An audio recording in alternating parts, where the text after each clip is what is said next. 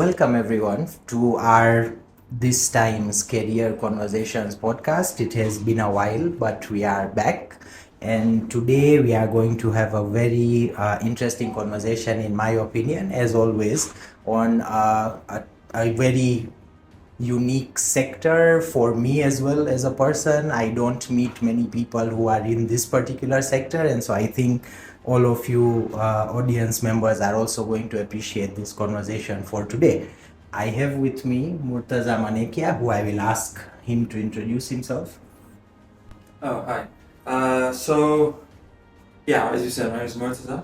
I'm in the banking and finance sector. I currently work at Stanbic Bank, and did finance in university, and here I am working in the banking sector in Dar es Salaam. Thank you, Murtaza, and we look forward to hearing a lot more about that. My name is Farhan Yusuf, your host for these career conversations. And so, to start us off, Murtaza, and you've sort of already told us where you did your university, but maybe just tell us a little bit about your general background, like your schooling, etc., and how you ended up in that pharmacy degree program. Finance degree program. Okay, I did my primary in Al-Muntazir. Finished my primary there, then went on to do my secondary, O-level, A-level in Al-Muntazir as well. So actually, I started my path in the science area. So as we all know, at my time, I don't know how it is now, but at the time in Form 2, you had to choose if it's science or arts. I feel it's early, but separate conversation. I had to choose between arts and science at the time, and I went for science at that time, and there was no interchangeable thing where if you choose science, you can also do some arts degrees, which was some art subject, which was not something that was happening at the time. So then went on to do A-levels, because every science degree has an A-level component to it. So I did my A-levels and actually did not want to do banking and finance at the time. I wanted to be a dentist, believe it or not. Out of many career counseling conversations, decided I wanted to be a dentist. So obviously, for me, it was always going to be in country.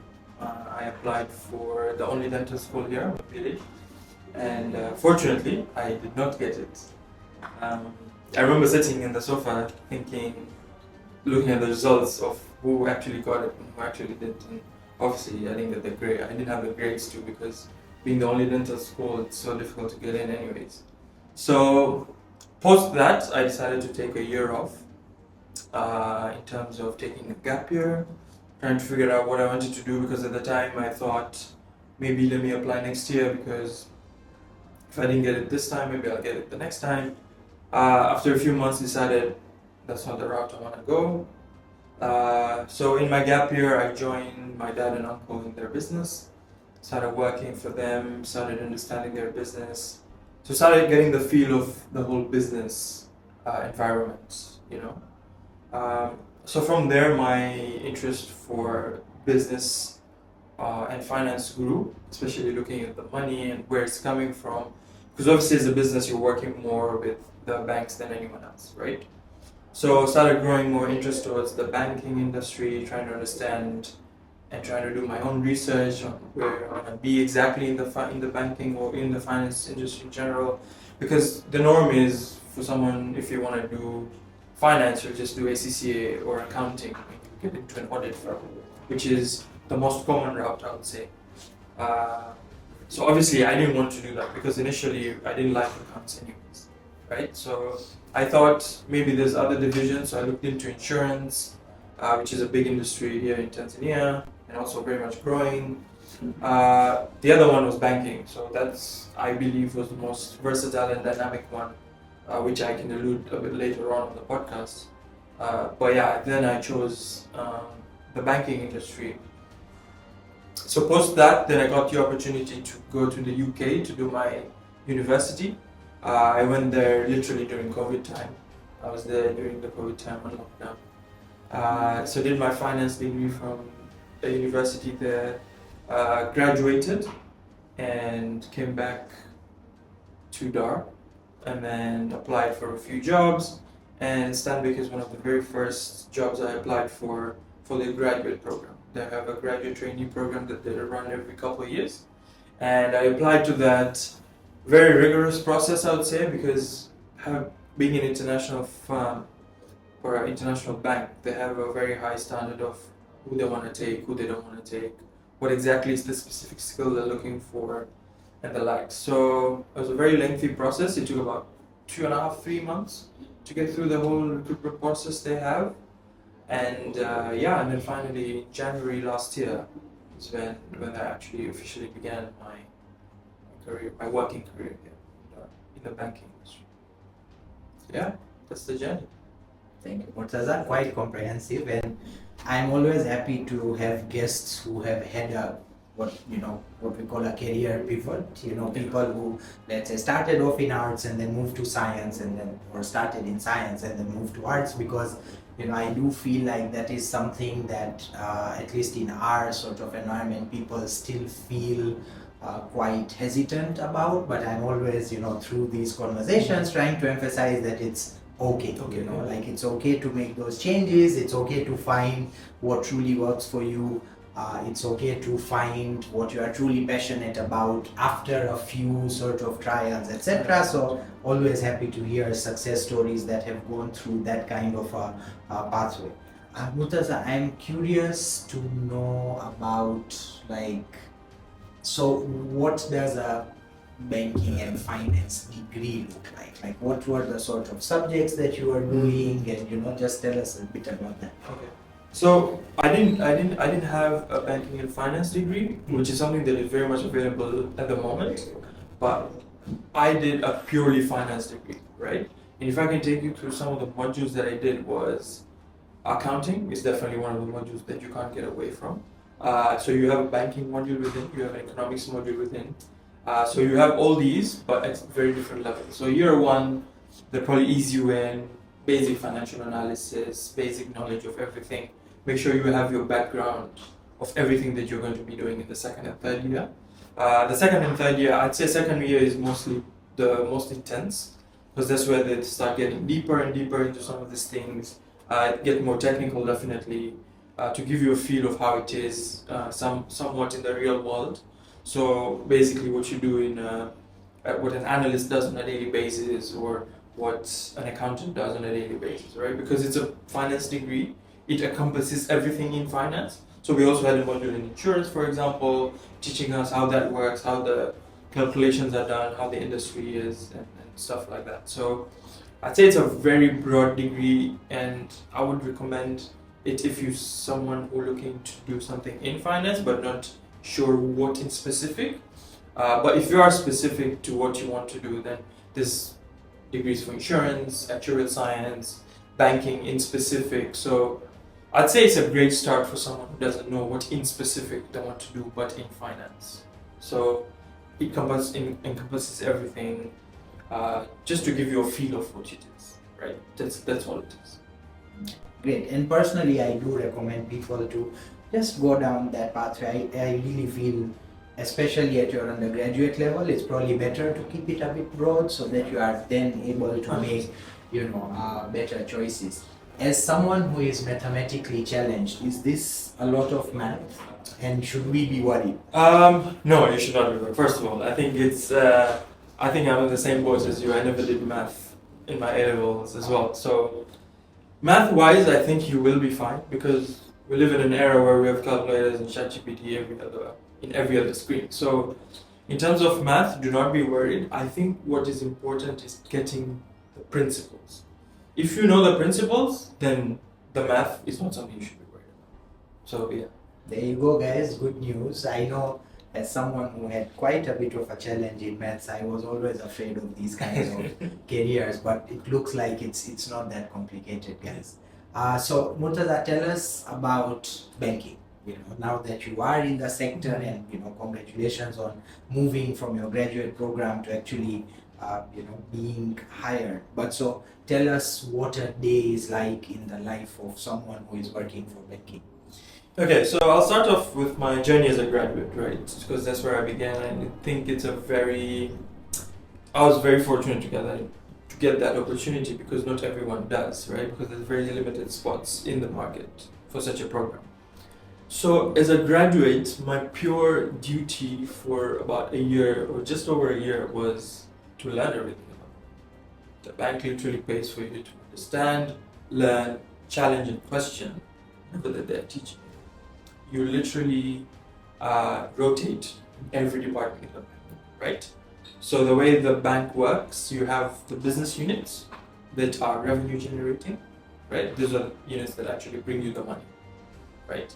And then there are the group functions who help the business units to make the money, right? So you have your credit, your finance, your HR, your risk, your compliance, and the likes, who actually don't make the money but help the business make it. So my journey as a graduate was to rotate in every single department in that bank, right? So you rotate through the business units, you rotate through the group functions, ensure you know what they do. Obviously, it's difficult because it takes time for some of these things, but you know the high level overview of what they do and why they do it. So that's literally was my career for a year or just over a year, right? Pretty relaxing, right? There's nothing, no responsibilities, don't have to worry about anything, just go in and learn, right? Which was great. But moving on, now that I've finished my graduate training program, I should probably update my LinkedIn now, but I've moved on to the corporate investment banking team in my bank, yeah. So right now, currently, I am working with the coverage team. We're responsible for managing relationships with the big clients and the global multinationals. So currently, that's what I do. Work as an analyst there. So that's my current role. And if you ask me about what my day looks like, so it starts off very early. I'd say maybe like 8. I'm at the office, making sure that I have my to-do list ready for the day. But all in all, I think what's important for me is my day is very much driven around client, right? Being in the coverage team, a client is the center of what you do, right? So as an analyst, you're working on different things. As the name suggests, you are working on financial analysis for your clients. So your borrowing clients and non-borrowing clients, you're making sure that their financial condition is healthy. I'm the first line of defense if there's any problem with their condition financially. And then you have your financial analyzing the sector, for example, because you work in different sectors, and the way our bank is divided is you have different sectors and different clients coming in different sectors.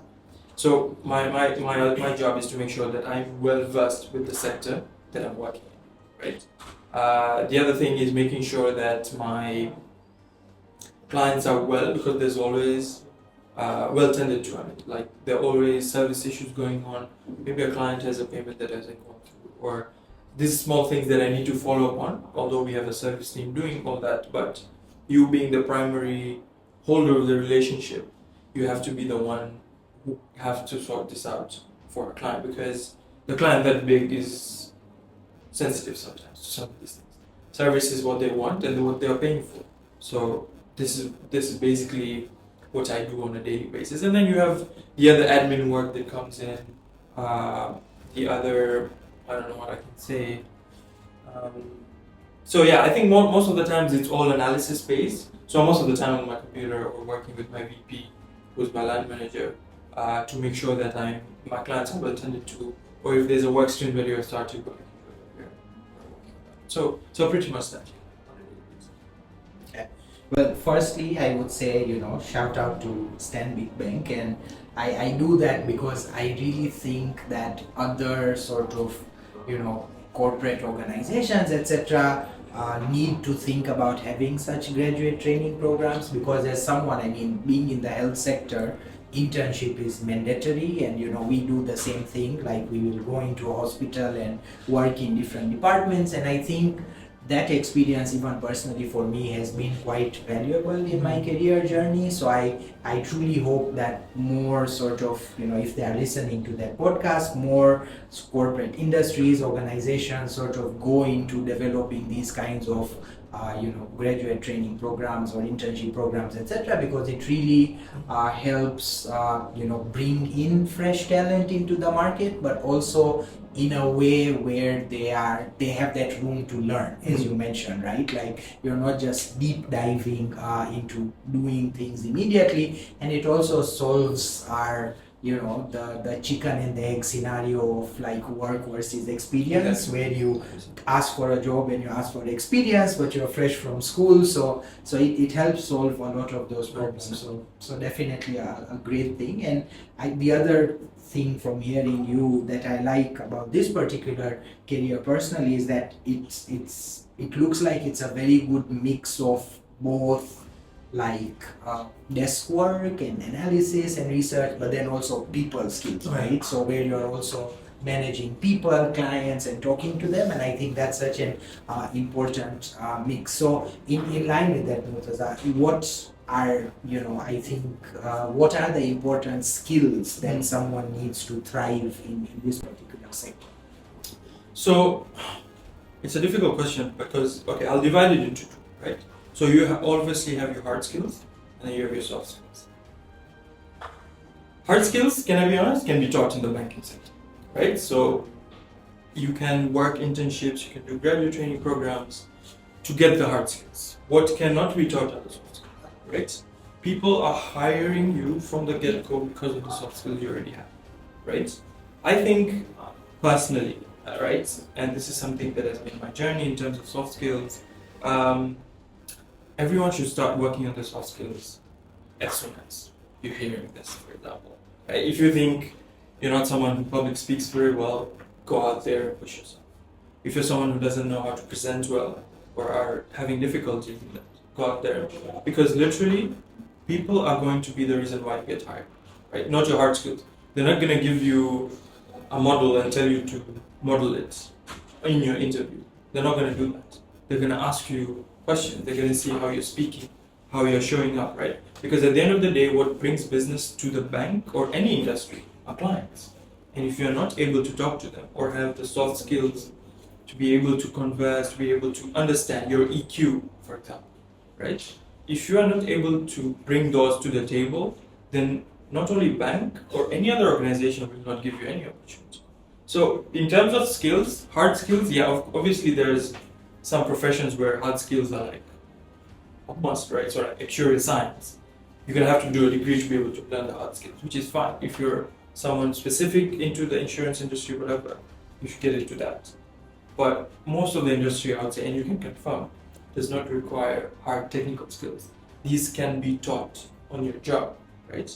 I'd say as young as you're in high school or even moving into university, definitely work on your soft skills. Your EQ, your presentation, public speaking, the way you show up, right? These are all very important skills that anyone needs to have regardless of which career they should be. And they actually do help. I had no practical experience getting into the banking sector. The only reason I got it was because of my soft skills that I developed over time. And that's what actually came out and the reason why I got this opportunity. So yeah, I think in terms of skills, nothing in specific, but just work on your soft skills as much as you can.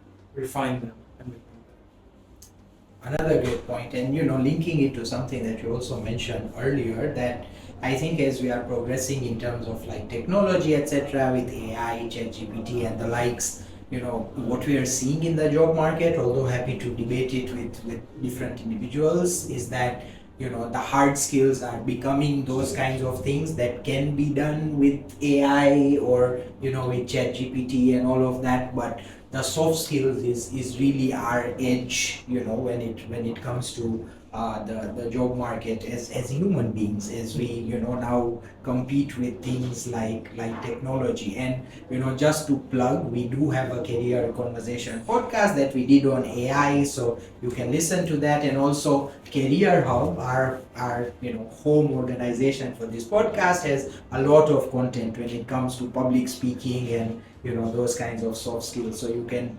get experience from there as well.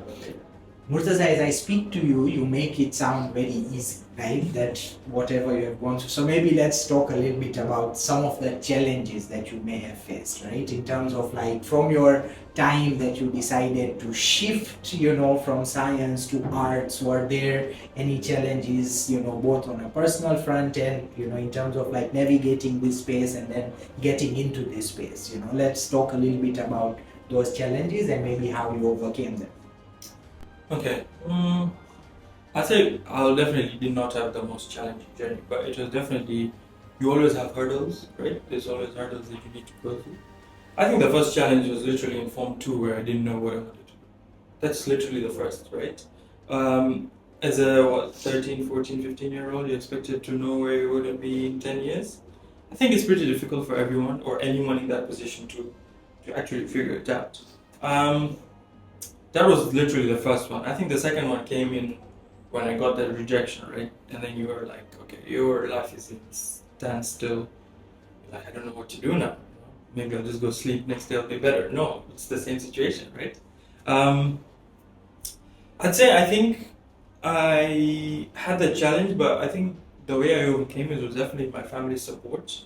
I think in anything you do in life, family support is definitely very important in terms of if my family was such that where if you've done science, you need to do science, you need to do science. Thankfully, that was not my family. Particularly my dad, he never forced any career down my throat, right? Definitely gave a few suggestions on the way, but never forced down my throat. Let me be my own man and decide for myself, right? And that's why I took those couple years off, right, to figure out myself what I actually wanted to do with stuff. So I think the most difficult challenge was to actually find what I wanted to do, right? That was difficult because obviously having no university degree, so I was not going to get any internship anywhere in the banking industry, right? Not only the banking industry, I think any industry, right? If you don't have a degree, they'll tell you what are you bringing to the table, or even getting what a day in life is a difficult thing, right? So I'd say that was one of my biggest challenges in terms of what I want to do. And then once I figured it out, then it came down to where I want to do it, right? Because prior to going to the UK for my university, I actually went to UDSM and applied, spoke to a few people there. I went to IFM and applied, spoke to a few people there. It was a bit difficult because I done Cambridge, right? And not only that, but I did Cambridge Science, which is even like doubling down on why you want to do finance, right? Especially in a country like Tanzania, where I feel now it's easier to do finance with a science degree, with a science A level. But at the time, like 7 years ago, I'd say people would be like, "Oh, you've done science. Why are you doing? Why are you coming to ask for finance degree? Or why are you coming to ask for an accounting degree?" Right? So that was really challenging, especially because I also missed most of the application windows. I had to go to the offices in person, giving out my CV and giving out my results, and then them obviously telling you, "Oh, we'll call you back," but the call never comes, right? So I did struggle, and then I also went to India, for example. Right? I went to India. I went to Pune. There was a university that I liked there, so I went to check that out.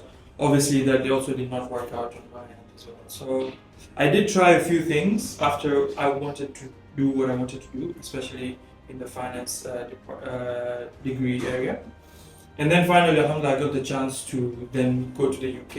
Everything worked out and aligned for me to be able to go to the UK, and I applied, and next thing I know, I was in the UK doing my finance degree. So I'd say two of the big challenges I had was figuring out what I wanted to do first, and number two is where I wanted to do it. And I'd say maybe a third one was when I was coming back from the UK, because obviously when you study in the UK, everyone expects, oh, he's gonna stay back, he's gonna get a job there, whatever. And I did get a job there, right? Got an offer from HSBC at the time. However, my visa situation did not allow it, right? So this is all sponsor thing going on, sponsorships, or where they have to sponsor you to stay and work. So that didn't work out, and they had to decline that offer and retract it at the end of it, and then I had to come back. And literally this was one of the first jobs that I applied for in college. Yeah, I'd say summing up, these are the challenges that I faced along the way. But the great thing is that you kept going, and I think that's probably one of the major lessons for our audiences, in that sometimes it takes time, right? Like sometimes it takes time to figure out what you want to do, where you want to do it, how you want to do it. But I think what I like about what you're saying is there was this constant like trial in terms of like talking to different people, talking to different organizations, trying to find out, because I also feel many a times that the concept of gap year is also misused a little bit, where people talk about gap years but then don't really end up doing anything significant. So I'm always emphasizing to people and students especially that even if you're planning to take a gap year, make sure it is a planned gap year, right? Like where you know what you're going to do, how exactly are you going to answer the questions that you have, rather than, because it's not like you take a gap year, you sit at home and one day, in your dream you will see what the pathway is, and sometimes when you talk to students, you feel like maybe that's how they're expecting it to happen. Like, there's a lot of work involved even in those gap years in terms of like deciding what you're supposed to do and how you're going to do it. So it takes time, but you sort of need to keep going and keep going. Murtaza, another thing I guess I would ask is how transferable were your skills, right? Because I think sometimes people have that fear, and of course there are certain professions like in the health sector where it's quite regulated, right? Where if you do a degree in one country and if you have to practice in another country, then there are usually like exams and things like that you need to do. But of course that doesn't apply to all careers. How was that transition for you, like having studied in the UK and then coming here to work? Would you say your skills were quite transferable? How did you have to like prepare for working in Tanzania? Okay, so I think in the banking sector, the way it works is overall, as a principle, all bank works the same. All banks work the same, right? There might be little processes differed in different banks, but at the end of the day, the whole concept of banking globally is literally the same, right? A bank here and a bank in the UK would probably work the same way if you look at the principle, right? So yeah, in terms of transferable, I had no issues at all. Having a degree from the UK, obviously very global degree, but that doesn't mean that if you had a degree from here, that means it's worth any less, right? It's just the same, right? There's no difference at all. I wouldn't say I got this job because I have a degree from the UK, not at all. I think this job is definitely attributed to my soft skills and not to my degree. So all of you out there thinking, oh, because I'm going to go to UK and do a banking degree, I'm going to get a job just as easy here. Trust me, if your soft skills are not good enough, you're not going to get it, even if you have one from like Switzerland or something. So don't think that it matters where the degree comes from. It's rather you yourself and how much, because at the end of the day, Farhan, effort is shown, right? You can see when someone is putting the effort, right? And that's what everyone's looking for. Everyone's looking for someone who can go the extra mile. So in terms of transferability, I think that's not an issue at all. In my sector especially, obviously health is different, other sectors are different, but in my sector, obviously you have different components that you may need to learn, but at the end of the day, it's definitely transferable, right? There's no issues.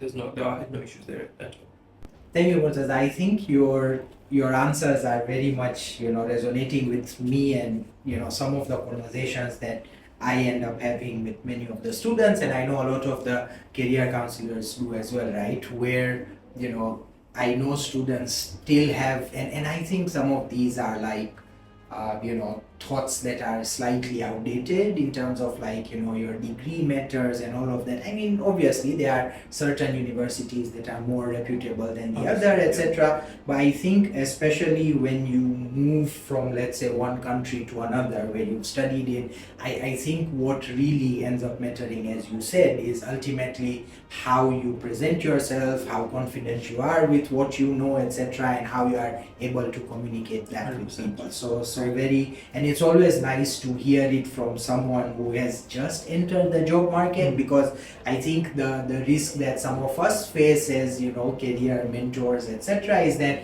sometimes people feel that, oh, you are saying things because you are already in the market, you've been there for a long period of time, so it's easy for you. So it's always good to hear that similar perspective from people who are just entering the job market. So, Murtaza, now let's talk a little bit about, like, just again to make sure everyone understands, like, differentiating between, I think banking and finance, whether those are like interchangeable concepts, are they the same? And then, maybe we've heard from you about banking and all that, but maybe also talking about now the finance aspect of it, like what are the options there? I know you've mentioned insurance, for example, but just talking a little bit about that space, and then we can move from there. Okay. Good question. I think people always interchange it. But I would say there's definitely a clear difference, because, as I said, the banking industry, like if you tell me you're a banker, I'll tell you which part of it. Because a bank is big, right? Like there's so many things, as I mentioned before. There's the business units that make the money, then there's the corporate functions. Like a marketer could be a banker, for example, because she's a marketing person working in a bank. So it's very broad, but most of the times the traditional banker are those people who work in investment banking, for example, right? They'll tell you, oh, I'm a banker, right? I make the deals come through, right? But there is definitely a clear difference. Sometimes finance is also accounting, right? So the audit firms are also known as the finance firms, right? To some extent. So you have your insurance as well. So I'd say finance is always banking, but banking is not always finance, right? It's because banking has a lot of components to it. Like it has a lot of business components. Like I'll almost attribute a bank as a business, right? Because they make money, they have different departments, just like a business, right? Finance, I would say accounting is part of it, insurance is part of it, fintechs are now part of the finance scene. So there's your private equity, you have your investment banks. So it's different in different countries. Like for example, here we don't have a traditional investment bank, right? But you have a bank like mine that has a division as an investment banking division, right? But in the West, you see just a own standalone investment bank, right? JP Morgan, Morgan Stanley, whatever. The only thing they do is investment banking. By the way, fun fact: some of these big banks, 96% of their research and analysis work is done by AI. So, if the point you made earlier about AI taking some of this job, it's definitely coming, right? Because someone like JP Morgan and Morgan Stanley doing 96% of their analysis work and research work through AI, it's just crazy, right? So it doesn't mean that your jobs are going to be taken away, but this is what I always tell people at my work when they see me using AI, which is ChatGPT. I tell them, listen, the only people who will replace you are the people who use AI, not AI itself. So I think I believe in that, right? And because I always use AI models myself, because sometimes some of the things can be very much automated, but you tend to do them on a very manual basis, but they're very automated, right? So coming back to the question, right? Banking, finance, there is a distinction. Sometimes they're being regarded as one, but they're not, right? It's very different, and in specific situations depends on what you're talking about, right? So yeah, that would be my response to your question. What I love is that the phrase that you used about AI and being replaced by people who use AI is exactly what we covered, or what I heard from my guest during the AI episode as well. So it's very interesting to always see these things sort of recur around people. But Murtaza, if you can tell us a little bit, because now it seems that is the area where you are. What is investment banking? I feel like I also hear this all the time, and it's seen as a very cool career. So congratulations. But tell us a little bit more about what investment banking is. And I know you mentioned that we don't really have investment banks here, but investment units within banks. So Yeah. just a little bit about that. So, okay, investment banking traditionally is a product. So it depends on which country you're in. For example, I'll start with context. In Tanzania, investment banking is very debt related, right? So companies will come to you, tell you, I need this amount of money for this amount of period. Why don't you help me out? Okay, and they would come to a bank, and we would do as an investment bank is build out a financial model with their financials, see if their cash flows are supporting that deal. For example, we call it a deal. Supporting that deal, if they'll be able to pay it back. There's so many components to it, right? But that's a nutshell, right? I would say the cash flows are literally just one part of it, but there's always those calculations that you need to do coming up to the price that you will charge to the client and stuff like that. So that's a very debt-led investment banking, right? Anything above 1 year, any deal above 1 year and a certain quantum in my bank is regarded as an investment banking deal, right? So you work with financial models, you work with pricing models, you work with all these other kind of things, right? But because Tanzania is very, I'd say raw, it's still maturing in terms of its financial activities within the economy, right? But if you speak about a developed economy, like South Africa, for example, right? I was recently there for about 3 weeks, and I got to learn more about the investment banking scene, right? Obviously, I knew that investment banking includes something like mergers and acquisitions, right? So if you're a big company trying to buy each other out or trying to merge, they come to an investment bank, an M&A bank, as they call it, right? But falls under investment banking. You have your debt, as I just explained. You have your capital markets, people coming to raise money. So they want to issue corporate bond to be able to get more money from the market. That also falls in investment banking. You have your equity. You have your equity part of the banking where they tell you, okay, this is how much I own of a business. This much how much I want to own. Further, how you're going to price me or how this company will price me, depending on if it's publicly listed or private listed. Or if it's not publicly listed, then you would price them or give them a plan accordingly. So basically what we do is we go to the client and serve what their needs are, right? So if for example a big company wants to buy another big company, they'll come to us and we'll tell them what they should pay for that company, depending on buy side or sell side, right? We will value company, like valuation analysis is something that M&A bankers or investment bankers do on a daily basis. So it's all these big deals with big quantums, and let me tell you something, these deals take from 6 months to 1 year to finish, right? So if you want to be in an investment bank, be prepared to, work for longer hours, because these guys it's a high functioning environment. These people put in 16 to 18 hours a day on a daily basis. So if you want to have a social life, I would not suggest it. But definitely if it's something that you want to, if you're passionate about it, like I am, for example, right? If you see my feed, that'll literally be it. But it's interesting to see how many people do not know about it, and it's always the phenomena of, investment banking people get paid really well. But if you get into that space, you will know why they get paid really well. 16 to 18 hours a day, it's not a job. It's something that takes so much dedication, especially for someone who's social and have a family and whatnot. So I'd say in a crux, that's what investment banking does. Yeah. And so do you sit with like 5 computer screens? Is that what your space is? Believe it or not, there are a few people who sit with five screens. Yeah, 100%.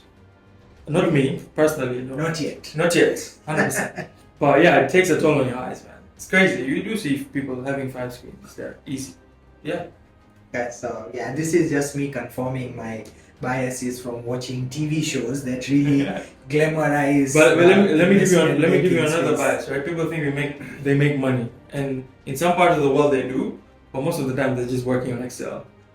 Let me tell you something. If you know Excel, like investment banker, if you want to learn Excel, investment bankers are the people you go to, because they don't use Excel with a mouse. That's the rule, right? If you're using a mouse, you're a noob. You don't know what you're doing. So if you see someone using Excel without a mouse, yeah, you know they're doing that thing. And that's a great tip, right? I feel like, I definitely agree. Knowing effectively how to use Excel is something that is important, I think, for every career. As long as you're going to be dealing with any form of numbers, please take your time, go online. There are numerous courses on YouTube, etc., that you can do and learn how to use Excel better. Yes. And then it will make your life a lot more easier.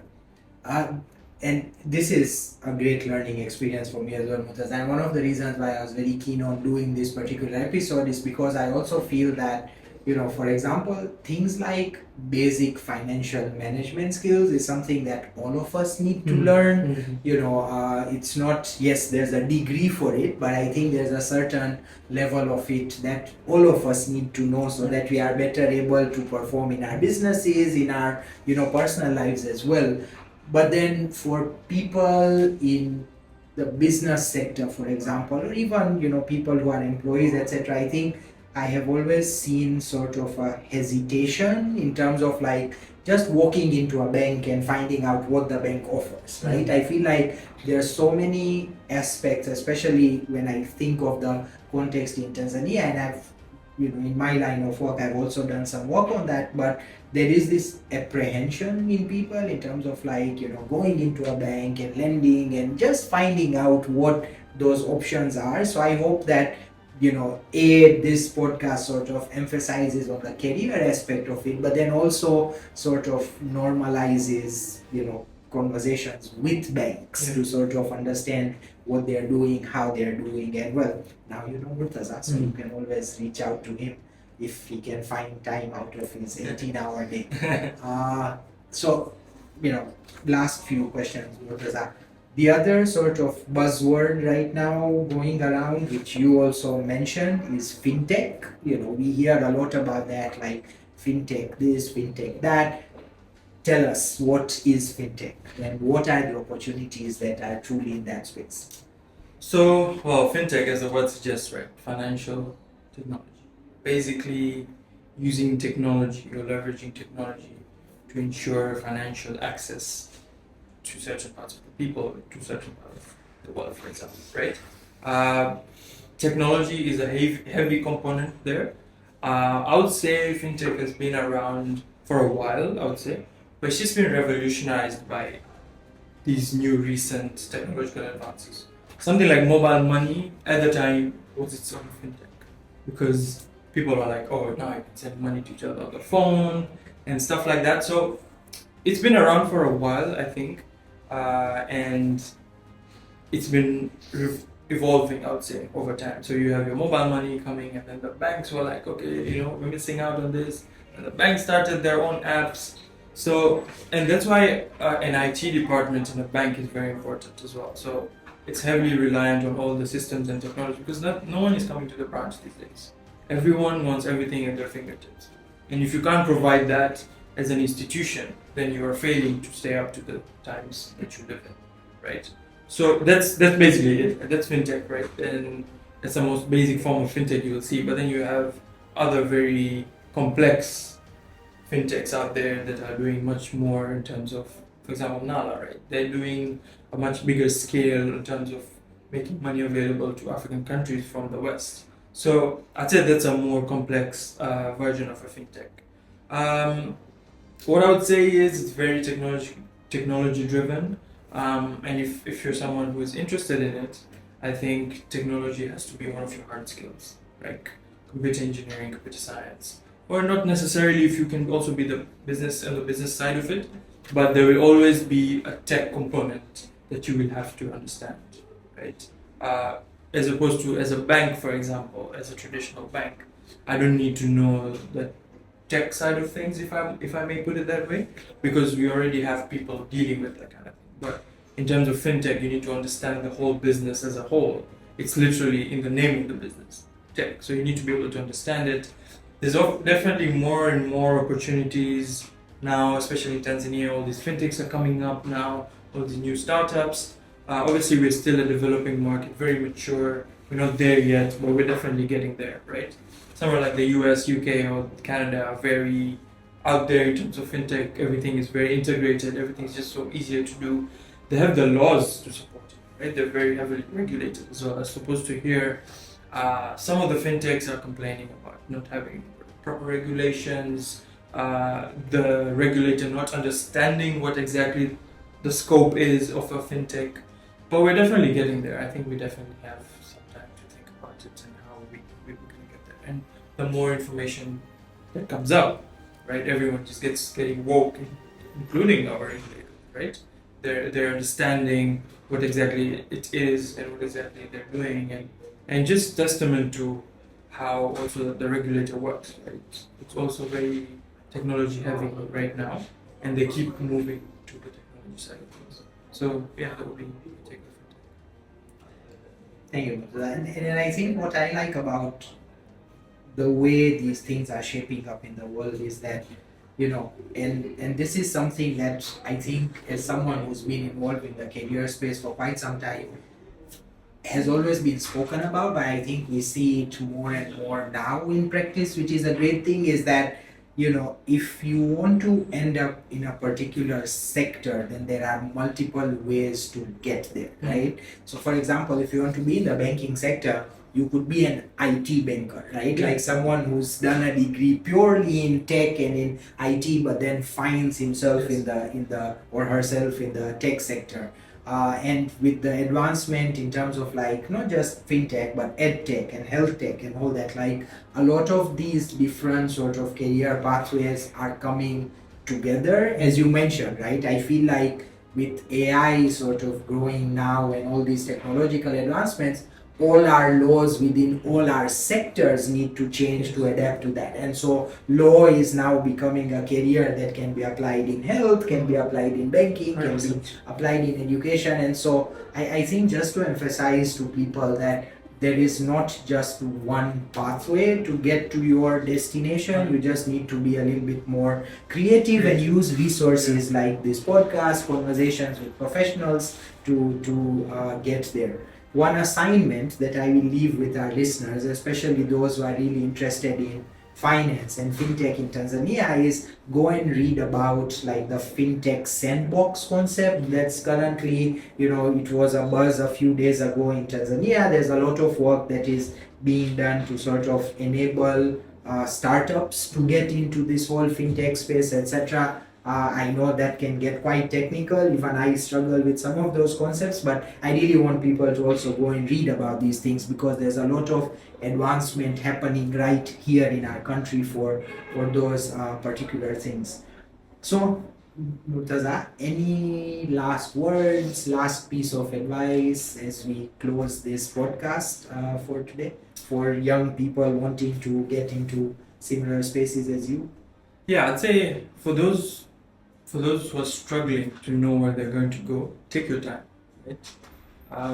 It's not gonna end the world if you take a few years to figure out what you want to do, right? So number one, take your time, and number two, be curious.